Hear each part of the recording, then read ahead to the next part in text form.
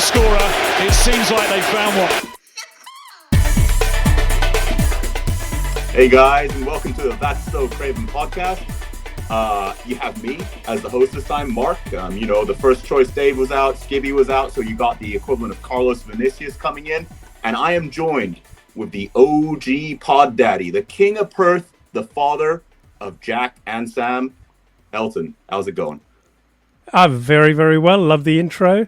Good to have you. And, when we said you needed to be in the zone to actually host the podcast, we didn't say you had to actually join us in the time zone, but thanks for doing it anyway. He hasn't told you yet, but Mark's actually seeing in Hong Kong. It felt necessary. It felt right. I want to be part of the community. I want to join in, and it's just convenient, isn't it, to fly that far to be part of the time zone. And backing me up, the irrepressible, the undisputed Sam. Oh, my ego can't handle it. It's too good. It's too good. Like big up for the boy. Mark's taking the shining position today. It's Pride Week in Melbourne at the moment, so I'm proud of all my gays. I'm proud of the team, and I'm proud of Mark for stepping up. Let's get into it. I'm really, really excited. Mark's very confident right now, and I'm loving it. Let's have fun. Let's just have fun. I think a little bit of liquid confidence always helps, and I'm not as proud as I am of you wearing that kimono. My God, you've brought it back. It's in. Wear it, own it, love it. Gives people what they want. So let's talk about Wigan, guys. FA Cup match. We'll get into the fine details, but we won. We won 2-1. My opinion, it was largely comfortable. But let's go through it bit by bit. In terms of the lineup, was it what you guys were expecting, or would you like to have seen something different? Let's kick off with you, Elton. Yeah, I mean, as I said, I can't remember whether it was in the Discord. Did anyone say we had a Discord? Yeah, you just did, Dad. That was smooth. Yeah. There's a Discord, just growing in leaps and bounds, and join it, or you're missing out. But as I said, wherever I said it, I think Marco had maybe three objectives for this fixture. One, to win. Two, to give some very key players in some stress positions a rest. And also to get some minutes into the legs and bodies of a couple of people who haven't played a lot of games and may well be required. I'm thinking that we achieved all of those things. And yeah, sure, it kind of on paper compared to Premier League starting 11, it looked a bit makeshift, and I think that comes with some, invariably some lack of fluidity. But hey, I was very happy with. I actually think, if I'm not wrong, I think the ladies and gents on After Dark on Thursday.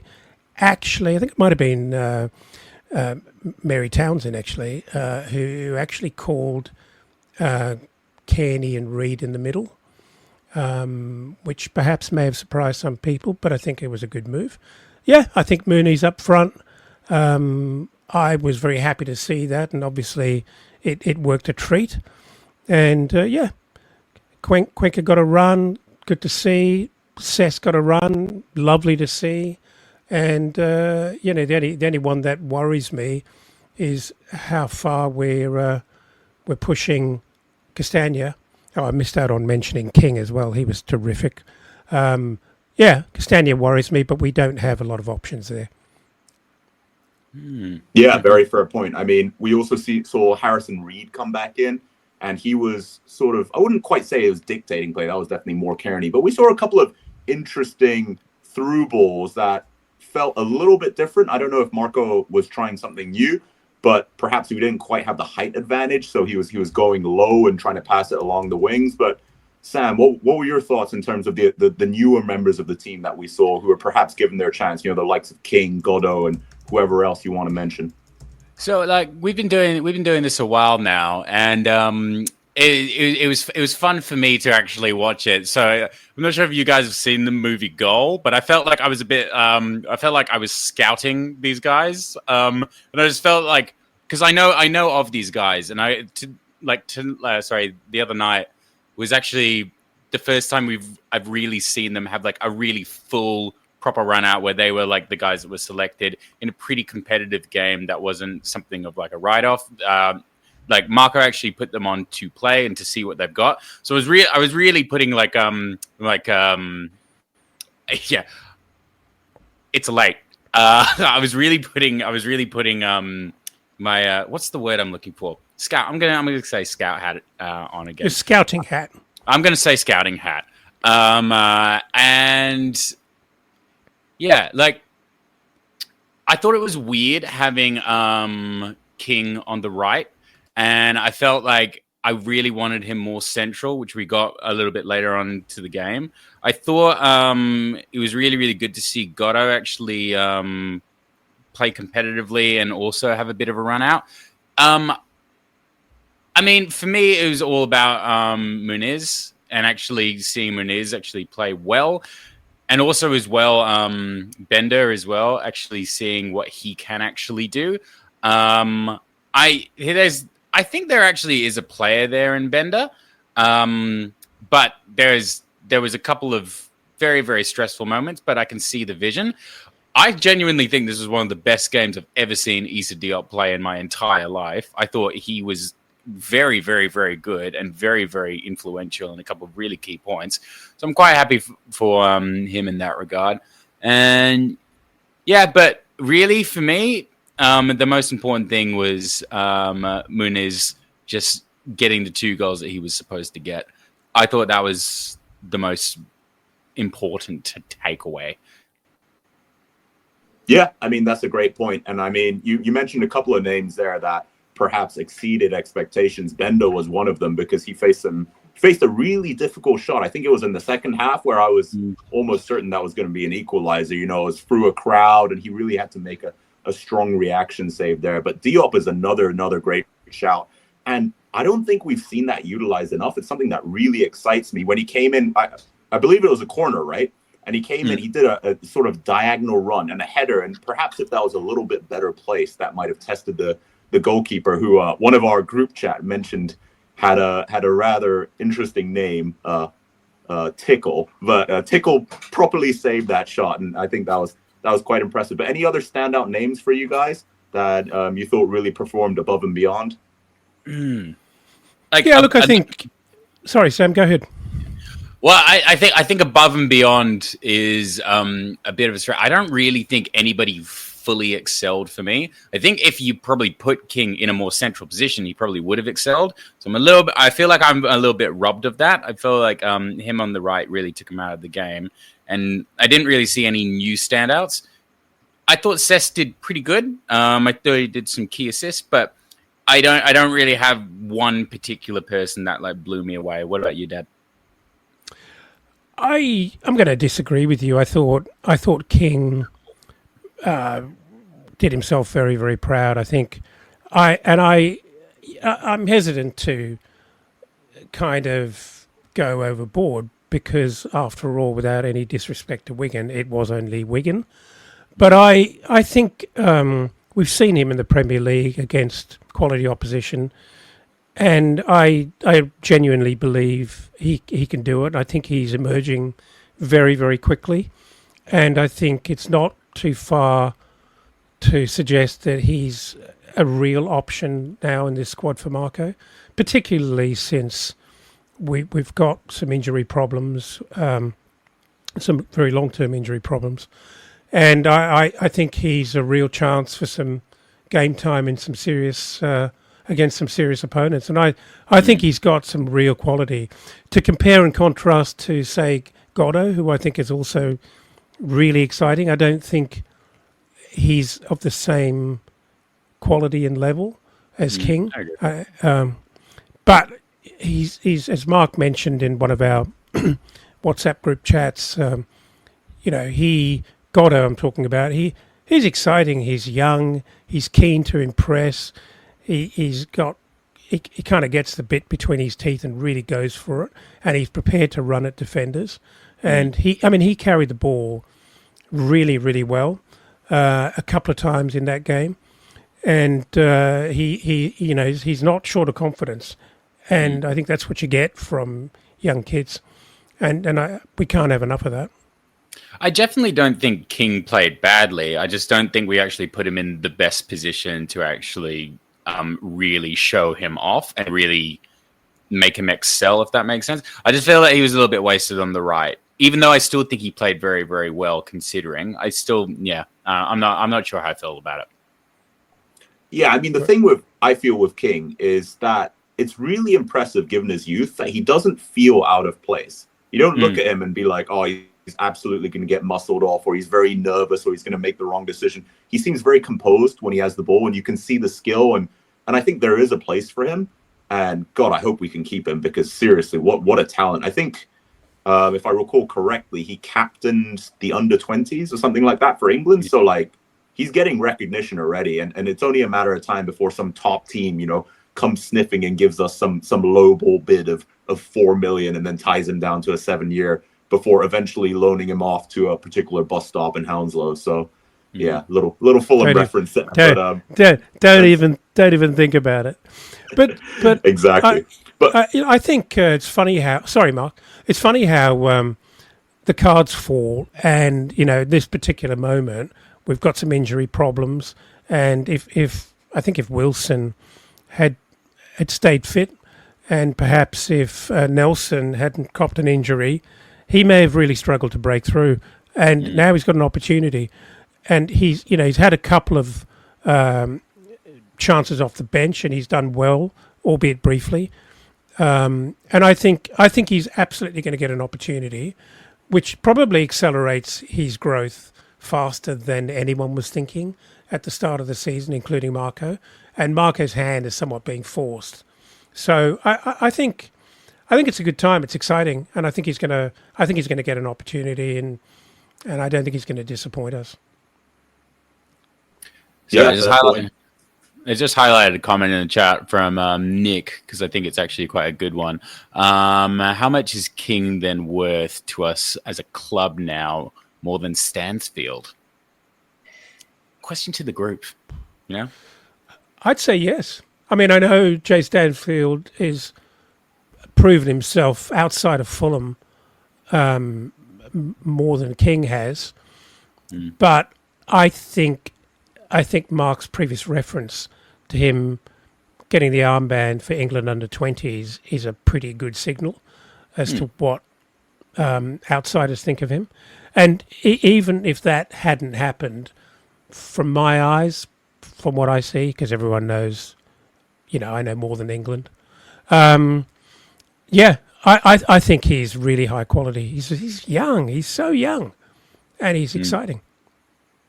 Yeah, I'd echo that sentiment. I mean, like I said, doesn't look uncomfortable in the Premier League, which, what a trial by fire. Just thrown in, do your best against, honestly, everyone will admit it, probably the toughest league in the world in terms of pace and energy and speed and strength. And he doesn't look out of place. He's young. He's an England international. He fills a very... Oh, did we lose Mark? Only digitally. What was he going to fill? Go ahead, Mark. Oh, sorry about that. I was just saying King's very impressive given his pedigree, right? He's young, he's an England international, and he brings a lot to the team. So perhaps more than Stansfield. That's my take on it. You definitely lose him more centrally as well. I know I keep on highlighting that, but I think a good centre mid is just worth so much because they're just so rare. But I know that might be where you wanted to see him, but I don't think he did badly on the wing at all, and I think he did a really good job for us actually. Yeah, I thought he did fine. Anyway, we digress. Agreed. So moving on, let's chat a little bit about the goals. We're going to start with the first half and the sort of general sort of mood of how we played and what we did. We see Muniz is on the score sheet twice, but I think a beautiful, beautiful movement, right? Very quick, and we played it out to the wings like we usually do. Good to see Cesc get involved. He gets it in the box. Muniz does his thing. But what did you guys take away from that? Do you think maybe Cess is, I don't want to say in with the shout in the first team, but he's showing us something, and just, I digress a little bit, but for me, I felt like it was a very vibe signing. It kind of made sense because it was free and we saw what he could do before, but I wasn't that convinced about Sessegnon. But maybe we're seeing the start of something new. What do you guys take away from our first goal and the link-up play before, as it went in? Well, I think as a left back, which is classically what his position is, I think he's got very little chance to replace Robinson.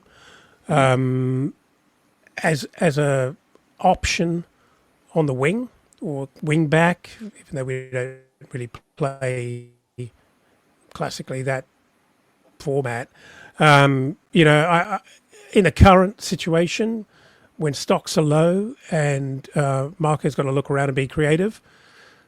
Saturday night. Yeah, it was last night. Last night's showing was a fantastic opportunity for him to prove that he really can be an option there. I think he can. He looked pacey. He looked creative.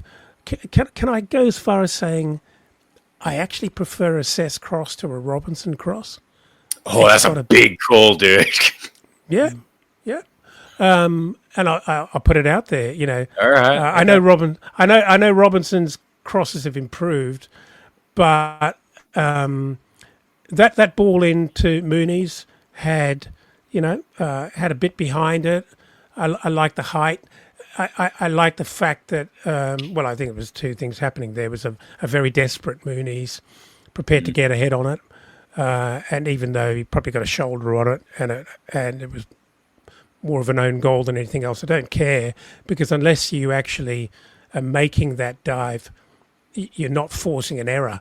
So technically own goal, if you like, but I like the move and I like the hunger. And I think he's an option. I think he's an option. He may not be first pick on the wing. He's not going to get picked ahead of a 36-year-old Willian if he's fit. If Iwobi is available to play on the left, he's not going to beat Iwobi to a shirt. So realistically, he's in there in the mix. I'm just happy that he got some minutes. He did pretty well. It'd be great for his confidence, which I think is obviously a problem. Everyone's happy to see Cess do well. I actually disagree ever so slightly. Not really a disagreement, but more kind of just going off what you said. If we circle back a couple of years now to when Silva first took over, we've been singing the praises of Robinson for the past 2 years. But I remember a couple of years ago when Joe Bryan and Robinson were pretty much like neck and neck, and we didn't see Robinson in the same regard that we do now. I think a lot of that has actually been the molding and the tutelage of Silva. And Silva apparently knows how to create a really, really excellent left back. And I think I can kind of see the beginnings of what he's trying to do with Robinson in Cess, because if you asked me a couple of months ago what's Cess's position, I would have kind of been on your guys' side where we don't fully know. But I think after last night, I can kind of see, he will be a left back. And I think if he's going to be molded in the same way that Robinson was, I think he might actually be quite a good one. But it's just going to take some time. And I think Silva now is in the process of really preparing at some point to lose Robinson, because I think that kind of feels like a bit of a foregone conclusion. And I think Cess is the project that we actually have more time to build up and actually have a new Robinson come through. After last night, that's how I feel that we're kind of going about it. Yeah, that's a great point. I think the one thing that worries me about that, even though I would argue, yes, the crossing is quite good from Cess, and he can get up, and he can be quite tricky as well. And we've seen him; he's got good football IQ. Back when we had him when he was 18, he'd sort of know when to make those runs into the box. I do worry about the athleticism though, because if there's one thing we can say about Robinson, Jesus Christ, that guy can run 90 plus 10. And yes, those defensive attributes that he brings, massive. But it was good that we saw Sesko a run out. You know, he did well. He's got his assist. I think he was very pleased to represent us and to showcase the Fulham shirt and get involved with the goals. So, you know, overall, yeah, I think the first half seemed pretty controlled, pretty composed, a couple of chances. But anything else stood out to you guys in terms of any big moments or any chances that, you know, maybe you felt we could have done better? I think it would probably be, I'd be remiss if we didn't really talk a little bit more about Harrison Reed, because like I don't think he played terribly, but I also, I don't know, I think after that game I was kind of left thinking I don't really know how much time you kind of have here. Maybe that's a little bit cruel of me, or maybe that's I don't know, a little bit cutthroat, but I think we have better options, as I've just previously spoken about, with King and obviously with Bender and Lukic, and even like Kenny as well. I know it's slightly different placements for all of those guys, but I did come away from it thinking this was a game where you probably could have made a big impression, and it didn't really kind of impress upon me. Like, what do you guys kind of feel about that? Well, I think it's a little harsh. I mean, the guy had a long period out with injury, and then he's not in the running in terms of the midfield pairing, the defensive central and defensive midfield pairing. So he has not had a lot of football, and it's not that surprising to me that he probably looked a little rusty. I don't think he looked out of place. I don't think he didn't make. He looked fairly reasonably sharp, but you know, he just hasn't played a lot of football. Can he do a job? Absolutely, if he was up to speed. And that was kind of what I was referencing when I said it was a good opportunity for some players to get some minutes. And he's one that I think could indirectly be called upon. I mean, we know where we are now. The window is closed. We know where we are in terms of our right back situation. And if Castagna, God forbid, and I'm touching all the wood I can here, if Castagna gets an injury, Harrison Reed is a name in the mix who may be called upon to do a job at right back. You know, I've heard Cuenca being suggested. I've heard, you know, Adama being suggested as a possible right back. But out of all of those, I think I'd be happier with a nuggety little bull terrier like Harrison Reed doing a job for us, or at least making a fist of it at right back. And in order to do that, he's got to get some minutes, because that's going to be a very tall order for him to simply come back into the Premier League. You know, God forbid, against one of the better sides with super tricky. I mean, imagine if Reed had to come back having not even played against Wigan, and we were playing Newcastle, you know, last week. Yeah, I know. That would be a really difficult mission for him.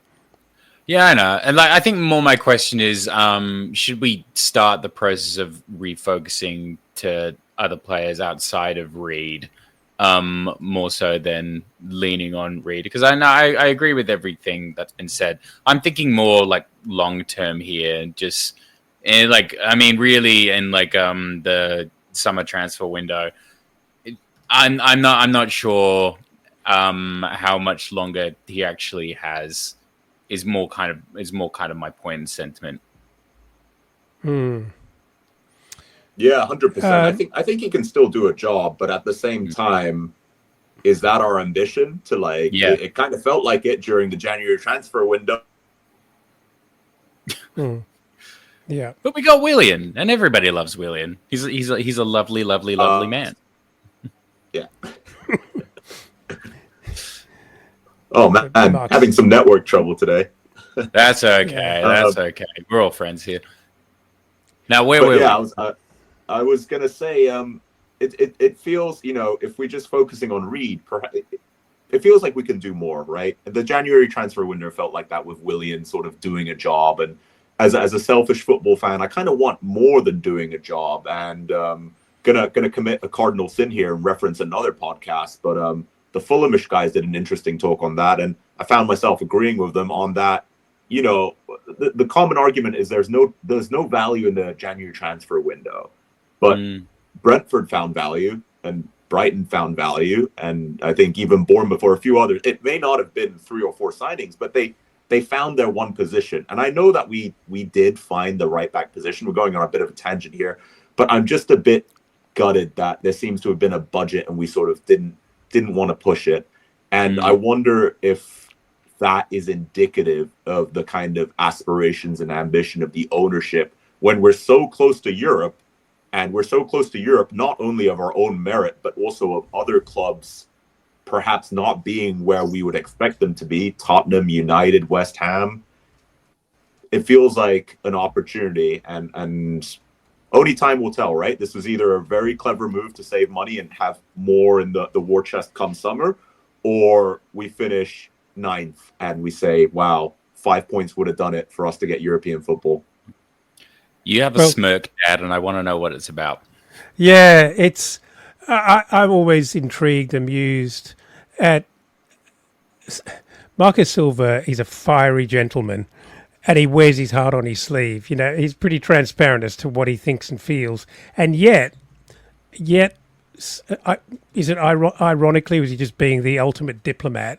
He seems to defend the owners in the transfer window, certainly did this time, by saying, you know, I don't like a big squad. I'm not interested in just patching things. I only want a player if it increases the value of our squad. So I'm just not going for anyone. And he seems to be defending the fact that we didn't do a lot of business, almost to indicate that, no, I'm fine.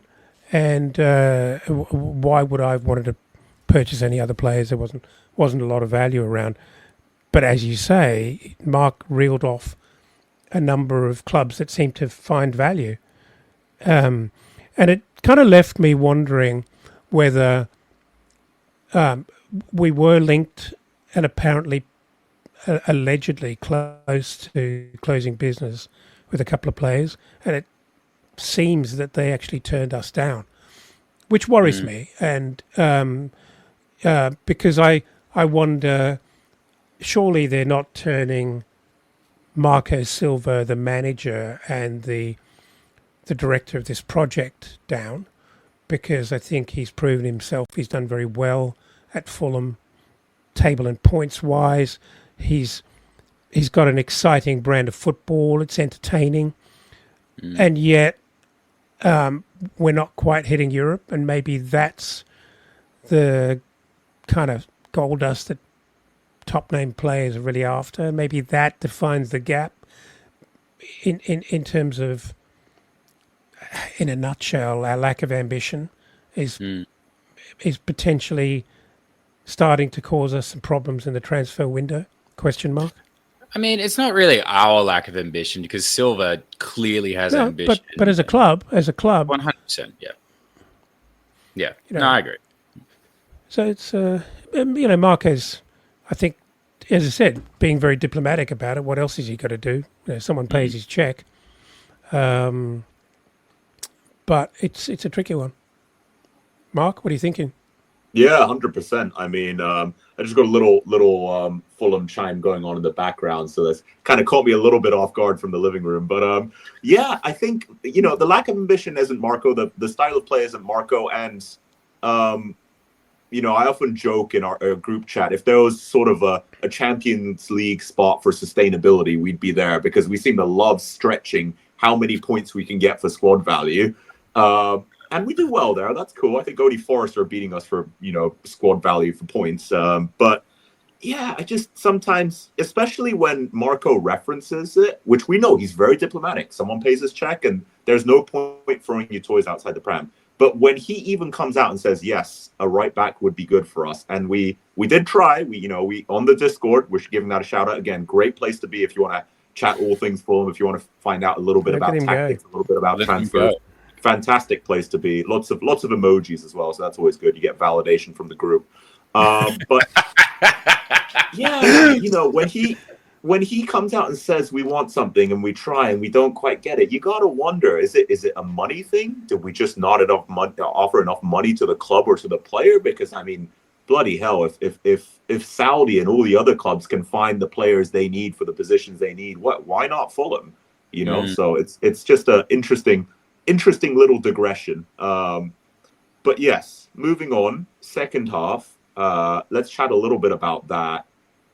It always seems to happen, doesn't it? Whenever we play against multiple teams, it's always the sensational strike outside the box. My thoughts on it: I feel like we're told to hold off. We don't really close down as much. Even the commentator said Castagna should have done a little bit better there. I don't know why he was giving him so much space, I believe. But we've seen it when we played Brentford. We've seen it when we played Watford. And now, once again, with Wigan.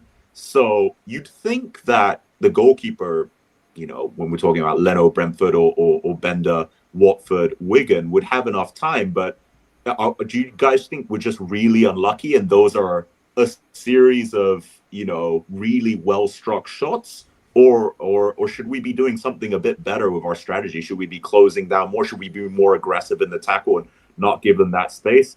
I mentioned this because I know, at least for previous seasons, this was what Thomas Frank did. He was very happy to sort of congest the box and give lots of low XG shots from outside the box that he was confident that Raya and then Flecken would be able to save. So do you think we're doing something similar? We're giving up control outside the box and crowding out the box, or were we just really unfortunate with the quality of the shot that came off?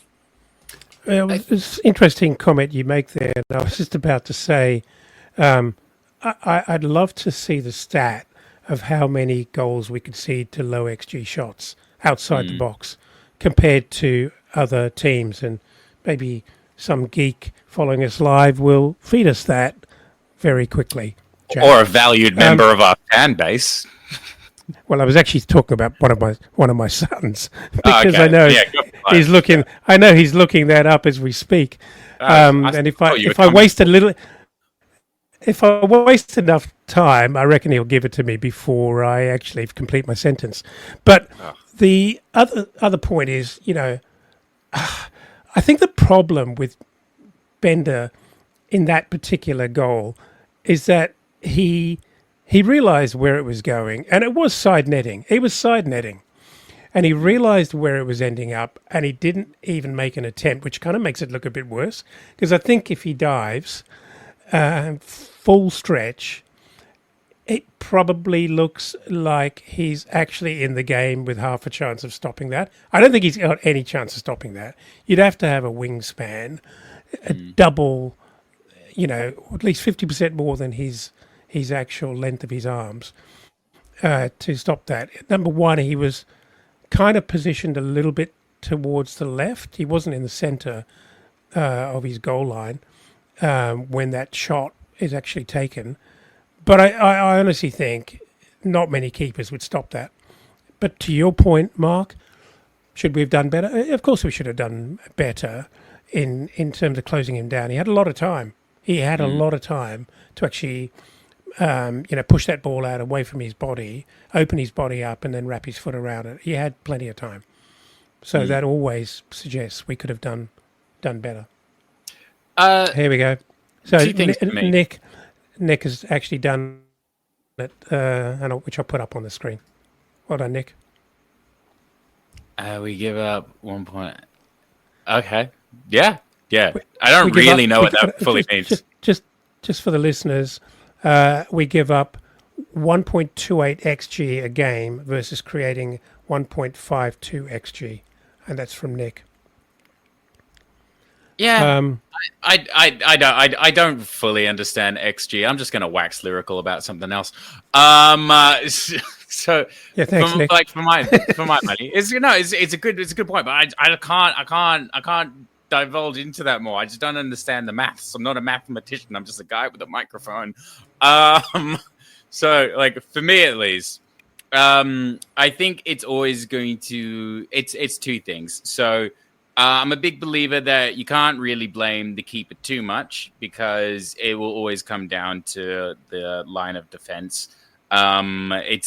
It's the classic Onana Man U case. I don't actually think Onana is a shit keeper. I think he's at a shit club that's really, really poorly run and nobody cares about him, so he's just copping. In the case of Bender, I think actually in the box, I quite like him. I can see why we signed him, and I can see that there's an ongoing project there. I think he can actually stop shots, and like he actually showed me. I was like, there's something here. I appreciate this guy, but and it's why you value older keepers. They just understand the game a little bit better. He made some bless him. He made some very, very silly mistakes, and I think that was one of those ones where I actually disagree. I feel that he probably could have stopped that shot. He just didn't necessarily see what was happening coming. And I'm not actually criticizing him in that kind of way. I think he's just still kind of getting his bearings and actually learning about the level of competition that he's actually come to now. And he just didn't telegraph that. But this is all part of his journey and him learning this, because that's something that Leno probably would have telegraphed. Still a really, really cracking shot, taking nothing away from the guy. I don't even remember who scored, but really, really solid shot. Defense didn't necessarily look out for him, and he just didn't necessarily make the right call. We can say that, he could have done better, but this is a young developing talent. I think for the large portion of the game, he actually played really, really well. And I want that to be the legacy of the game and not necessarily his faux pas. He did a worse one in the second half. But again, there was still a lot more good points for Bender. I like Bender is my point that I'm trying to make.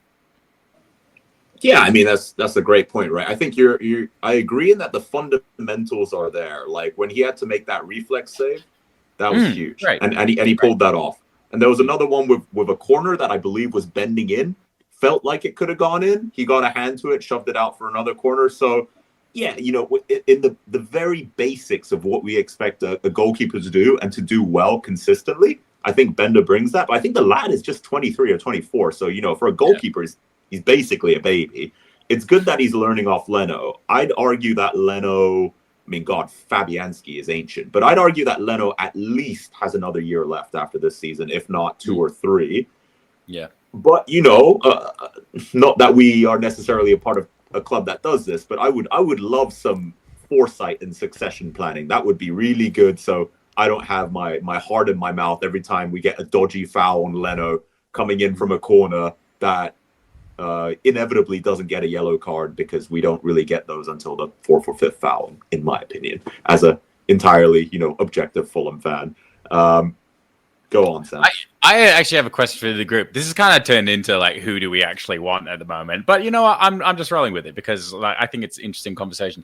I think with Bender, I think you're 100% right, Mark, about in the next. I think we'll keep him I think we'll keep Leno for another year. Maybe even a year after that. But then by that time, or even really in the next transfer window, should we be actively looking for an equal or somebody to replace Leno just to allow Bender to have the time to develop? And not in the same way that we did with Rodak, because I feel that Rodak was a bit of an awkward one because we got him when we were in the championship to be the guy in the championship.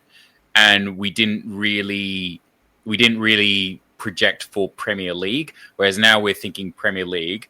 And would Bender be ready in time, like in 2-3 years time? I'm not entirely sure. It's feasible, but would you guys prefer us to try and sign like a starting keeper or an equal to Bender? Well, I think we have to kind of bring it back to reality. This is the Khan's Fulham period, right? And in not one area of the pitch do we have Premier League, God forbid, Europe level competition for a single spot. Well, if I'm wrong, tell me where I am. you know, look, arguably at the right side of centre back, you've got Diop and you've got Anderson, and they are arguably, Premier League level centre backs on the right side. Where else? I suppose. Right wing. ESR and Andreas in the number 10. Right wing Iwobi and Wilson, maybe. Yeah, but that's fair, I think, as well. But what I'm saying is, where we're scratching for additional, absolutely key players, and we're trying to manage our risk from the grandstands and the back of the hammy end to give us some cover around Castagna. We got no chance of getting a lot of competition in for Leno, in my head. Not a chance. I totally agree with Mark that that's what we should be doing, and there should be someone, maybe an older, very experienced ex-Champions League player coming in who can totally do a job, but you can't necessarily rely on him for a whole season. A little bit like Wrexham did. I can't see it. Just can't see it happening. Just cannot see the funds being allocated for that kind of move. I mean, ideally, we'd have a younger, almost or equally as capable goalkeeper as Leno, who would really challenge him, right, and could be seen as a successor. But I think a little bit of sort of pressure on the position is a good thing, because it's meant to drive each player to do their best and to really want to earn that spot. And I've mentioned it before, but Leno is quite lucky in that he needs to have several consecutive blunders before Marco moves him out. And he's built up a lot of credit in the bank. Big Leno fan, totally worthy of his spot. Very lucky he's professional and he's consistent and he's good. But I think well-run clubs understand that players could be put. What are we going to do if for some reason? Okay, maybe he's a little bit too old for them because Bayern already have their keeper. But like a really top Bundesliga club come in, they say we're going to pay you more and you're going to move home.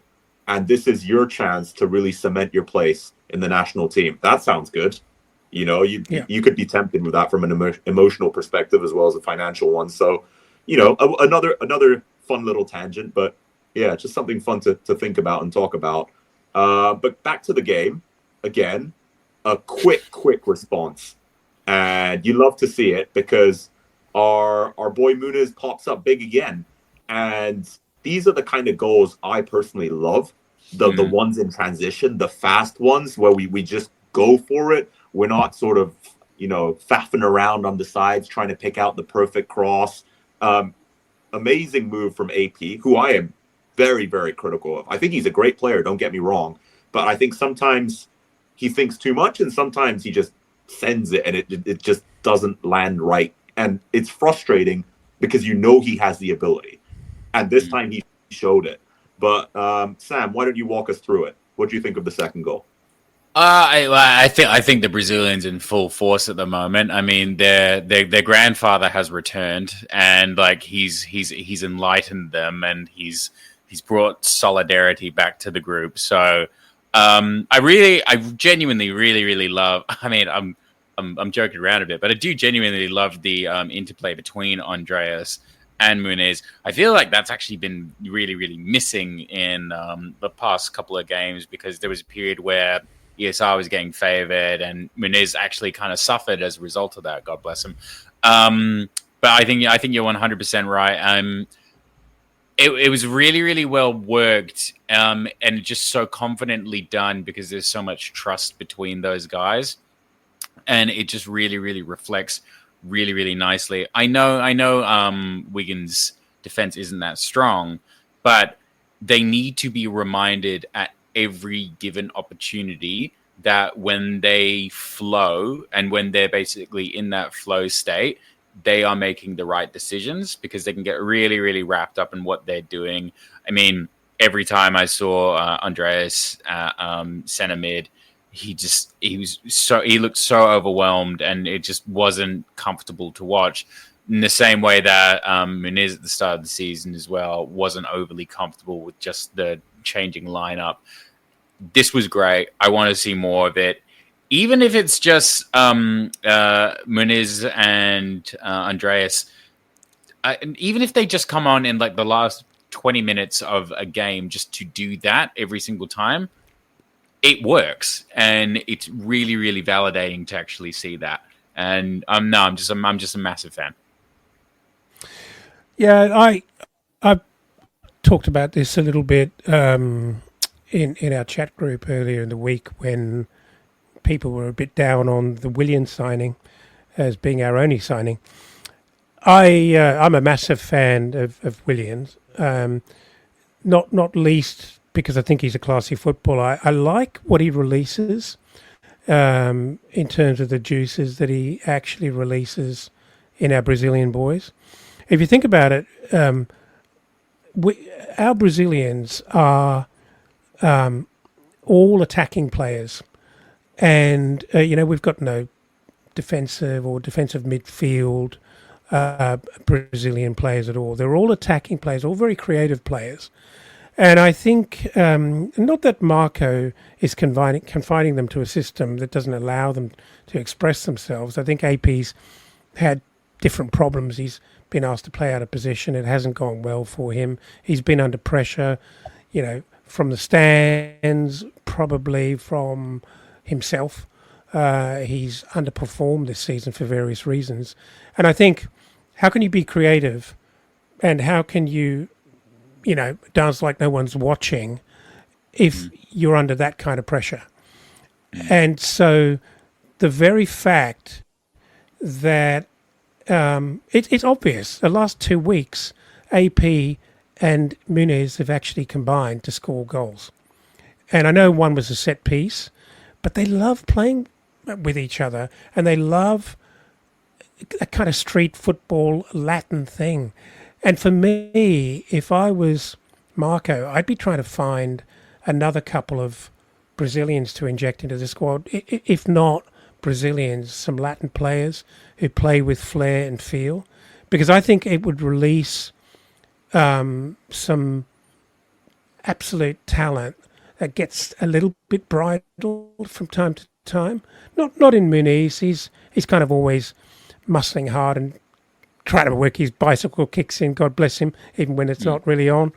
But I think Andreas is a better example of someone who I think really thrives when he feels like he's got similar minds around him. And that was a sublime pass. And just can I also add, did anyone note Muniz's pass when he dropped deep to pick up the ball, and he had a lot of heat on him, and he turned and played one like behind himself, a through ball behind himself. It was fantastic, and that kind of freedom. And I know it's Wigan, I know it's a cup game, but I want to see more of that because I think that's our potential. I've just had a brainwave on this because I think at the start of the season, it was very much basically what we're talking about. It's the trust between players, but it actually began with I hate using this phrase because I've seen it a lot on Twitter, but it was Arsenal B team. So it was the boys from Arsenal came in. They all knew each other. They all knew how each other played and worked. It was Iwobi, it was Smith Rowe, and it was Nelson. And they were cooking because they understood each other and they had that thing. Sure. The Arsenal B team isn't the team anymore. So let's bring back the Samba Whites because, they can do it. They can do it. And we've just got Willian. So, I mean, I genuinely think Marco's gone, the Arsenal boys are down. I got to bring in some more Brazilians. Love that thought. And it makes sense because, like, when you have that feel-good vibe and when everyone sort of, without use of drilling, if everyone knows where the run is going to be made and how someone's going to play, that makes the game so much quicker, right? And it's going to keep those defenders a little bit off guard. And there's something about those like Latin players, the flair they bring, that's just entertaining to watch. It's easy on the eye. So that's the kind of football I'd like my football club to be playing. So 100% agree Sure. with those statements. Just one last point on the game I think is worth mentioning. We kind of were under a fair bit of pressure, I'd say, the last 10 minutes or so. And this seems to always happen whenever we're a goal up, right? So my question to you guys is this something that's inevitable? You know, the team that's down a goal thinks there's nothing to lose and they're always going to push. And if so, how should we be handling it? Because as a Fulham fan, I always get a little bit jittery, right? I always, oh no, here they come. We're a goal up. We've been comfortable. The opposition, you know, and not to big us up too much, but they've been pretty toothless. But it's the last 10 minutes, you know, it's West Ham, it's Everton. They're throwing everything in the kitchen sink at us. How do we handle that? Do we go to 5 at the back? Do we try and counterpunch with Adama and fast breaks? Do we need to utilize the dark arts more? I kind of wanted to get you guys' opinion on this because it's something that I wish we'd be more comfortable at, and I just don't really feel it. And even with Wigan, we had that, well, I guess we didn't mention it. We should mention it now, but, you know, that offside goal that for a second could have been an equalizer, even though 3 players were clearly offside, but off a Benda fumble, and then they tap it in. And I was like, not again, not to extra time. And then, you know, the headlines say, you know, fairy tale win for Wigan as they overcome Premier League team. But how do you think we handled it? Do you think we've gotten better at handling the pressure, or how should we handle the pressure with 10 minutes to go when we're 1 goal up? I think there's a whole bunch of different aspects to that. I think firstly, it's a cup tie, it's a knockout, it's Wigan at home. They're doing pretty well against a Premier League team, you know, punching way above their weight, and all credit to them. They were giving it everything and coming at us.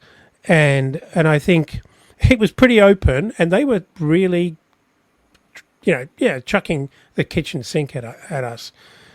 You could argue that we could have kept it a lot tighter in midfield and slowed the game down and managed it better, just kept the ball, because we ought to be able to keep the ball against Wigan, right? And we shouldn't be even allowing them to have those sort of opportunities. Personally, I think I would prefer us, within reason, to actually be more attacking when we're just 1 goal up. And I'm not saying that we're negative, but I would say that, you know, you use someone like Adama in those situations, and you've got to be pretty brave to commit a lot of players forward when you know that Fulham are going to release Adama. We tried to do it a couple of times, and the quality wasn't there in terms of the balls through to Adama. They were nowhere near him, gave him no chance. I think... I think the late goals we conceded in kind of frustrating moments against Premier League sides, I think if we analyse those, it's probably a lack of concentration where we've let teams like, you know, West Ham early in the season took that throw really quickly and just kind of caught us napping when really we were so close to closing the game out. I mean, even the dark arts are somewhat negative, and you can get caught out doing things like that, because if you're in a negative mindset and you're just trying to waste time and run the clock down, I think you have ceased to play in an attacking way, and you might get caught with your pants down. I think it actually all comes back to, in the context of this game, the first half, we actually should have scored 3. And that created the pressure, because there simply weren't enough goals on the board for Fulham in the last 10 minutes. We should have been 3 ahead. I don't know really how you instill composure, especially in players, be it 21 or 36. I think some players just have it or they don't, and then you just have to compensate around the rest of the park for the players that don't. I think the only way you can create that level of confidence is if you're really just completely spanking the other team, because that's the only way that you can fully guarantee that we won't actually get into this thing that seems to always happen. I I don't know as well if it's a stereotype on us that we have become a team that other teams feel that they can do this to, but it's incredibly common and for us to just kind of lose our heads a little bit and just not necessarily be able to deal with the heat. Yeah, I genuinely don't know how to fix it. It is a systemic problem. We've had it for a while. I think Silva's probably been the best manager to actually deal with it. But I think we are really at the mercy of particularly the bigger teams and sometimes the smaller teams as well. Or just You mean everyone? Teams that are, yeah, really just teams at our level. I'm just justifying it a little bit more. But really, we just. I don't know what it is. We just don't have chill. Like, we can't just sit back and just sit confidently and go, we've got this. We're not that team. We're neurotic in nature. I don't know why we just turn into Woody Allen in the last 10 minutes of every single time we play, but that just seems to be the running theme. I genuinely don't know. I wish I could have some deeper insights on it, but I think there's something you said very early on in that soliloquy, and I think it would have been really fantastic for so many reasons for us to have won 6-0 last night and to really have spanked them, because I think we kind of need that confidence and belief that we can do that to teams. And I know it's Wigan, I know it's a cup tie, and I know it's not the Premier League, but you do that 3 weeks in a row, and I think the mood in the dressing room changes, and out on the pitch it changes. There's a sense of belief people have. It comes back to that freedom and actually playing to your capability and capacity, because, you know, we've already thrashed the topic, but we've got some very, very special players that are highly skillful, and they play in a much more constrained way because we're trying to win games and actually put them away 2-1 and hang on to leads. Whereas if you play with freedom, which comes from, you know, he will not. I don't want to get into it. I know Mark would love to, but look at Forest. You know, imagine the confidence that they must be playing with at the moment because of what they're doing to teams. I actually think I've kind of nutted it out just basically on what you were saying. I think we play with great freedom, and Silva actually allows his players to be whoever they want to be when they actually go on the pitch. I think the double-edged sword to that is it can be beautiful and it can be amazing, and it's high risk, high reward when you allow players that kind of creative control. But I think in order to have confidence, you need to have a system. It's what City do. It's what Arsenal are doing. It's what Liverpool are doing very, very well at the moment as well. If you have a system, you can kind of go, all right, I trust the system. I trust if I do this thing, I'm going to be good. I think that's actually where we're falling apart, because I don't think there is a clear defensive system. I think it's just we have great defenders, and I think there is a difference there. I mean, that's a great point, Sam. I think we have a system, but the problem with having a system is you need players of the caliber of Arsenal, Man City, and Liverpool to be able to consistently hit that perfect cross or something like that, right? And I think we have that player in Robinson. Okay, it's not a perfect cross every time, but he's at that elite level where our opposition can know, are they going to play a triangle and Robinson's going to knock a cross in? But he's so good that in the 70th minute, their defender is just exhausted and lets it happen because, you know, he doesn't have the same stamina that Robinson does. I don't know about a defense. I hope we have a system. Maybe we don't. But yeah, I mean, I would even argue Forest have a set way of playing, right, which is kind of their system. And we're going to leave that for the next podcast. But to Elton's earlier point, they got thrashed 5-0 by Bournemouth, right?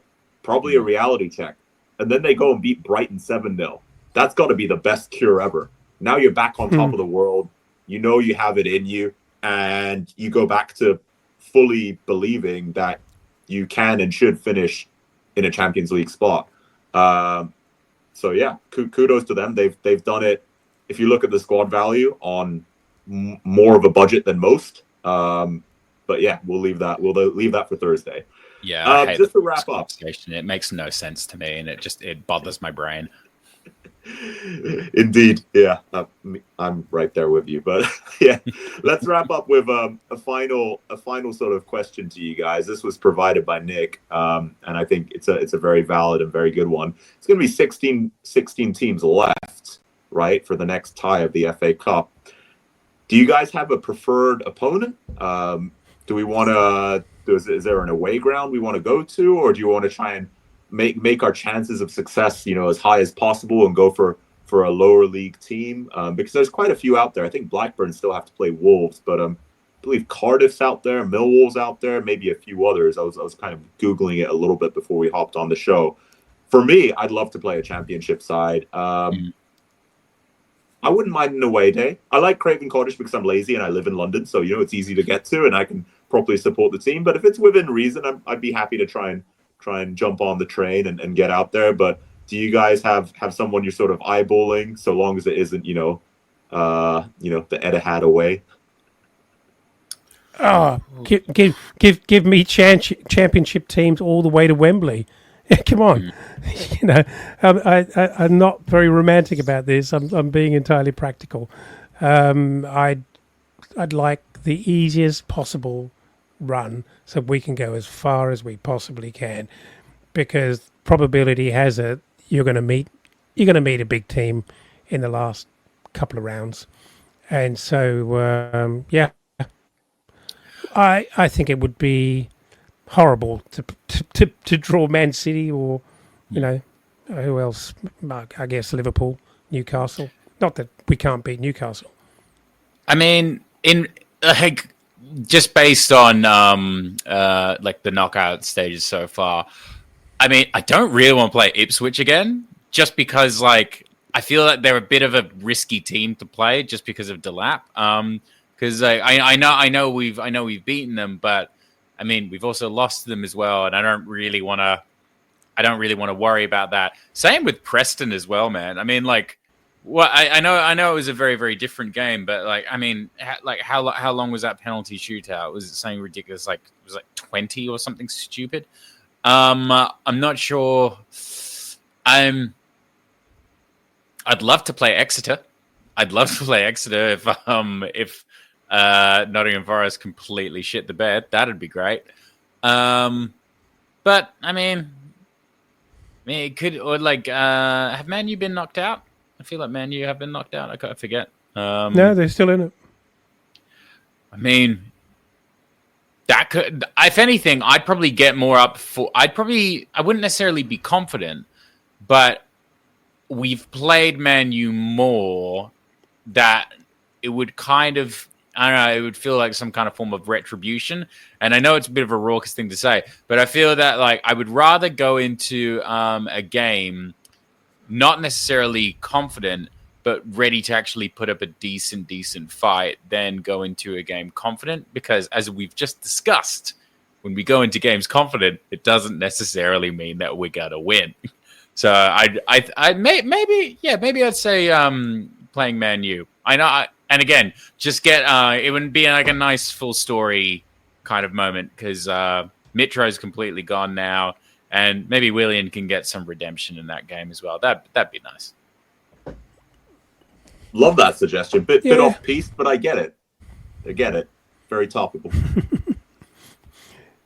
Well, I think the other problem for me is that I'd love a cup run, and I don't think anyone's concerned about relegation here, but we do want to do well, and we want to fulfill our potential in the Premier League, which could be a fringe play in Europe. And I think, given the puddle-like depth of our squad, we can kind of get away with putting out a mixed B-ish team, and continue to progress in the cup at the moment.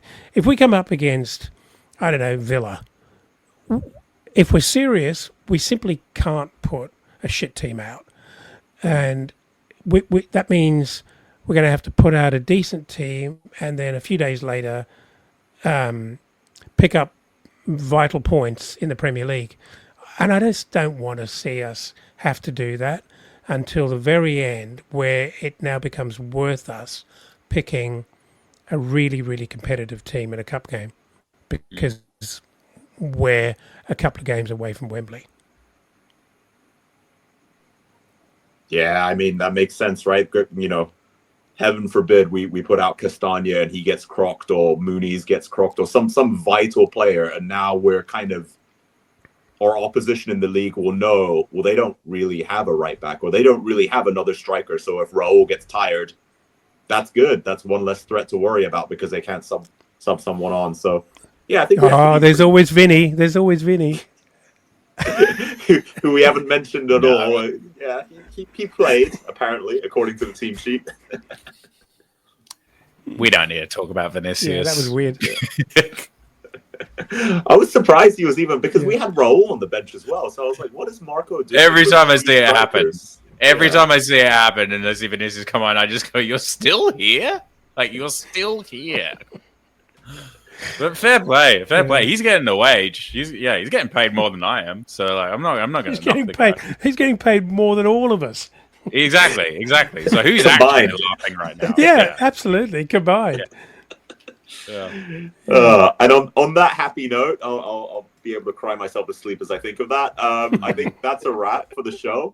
Thanks so much for joining us, guys. That was a good review of the Wigan game. But Elton, yeah, appreciate your time, appreciate your insights. We had a good chat. Thanks for coming on board. Thanks, thanks, Mark. You've done a great job hosting, and thanks for taking time out of your holiday schedule in Hong Kong and finding yourself a little quiet room while your family are having a raucous party not a few feet away from you. So, yeah, well done. Thank you. And Sam, thanks for joining us. Sporting the lovely kimono. Absolutely love it. Finishing thoughts. Thank you very, very much. I was actually going to comment on your jumper. It's a beautiful jumper. A sweater for the American listeners. It's a lovely beige, and beige goes a very, very long way with me. No, thank you very much for having me. Thank you for your excellent contribution tonight, Mark. I thought you've done a fantastic job. Thank you, Father, for making me. It never goes unnoticed. I appreciate that. And yeah, just thanks for having me, guys. I love being here, and what do I have anything else? Nah, we'll just leave it there. I'm really tired now. It's almost 1 a.m. Let me go to bed. Sounds good. All right, thanks, guys. Come on, you whites.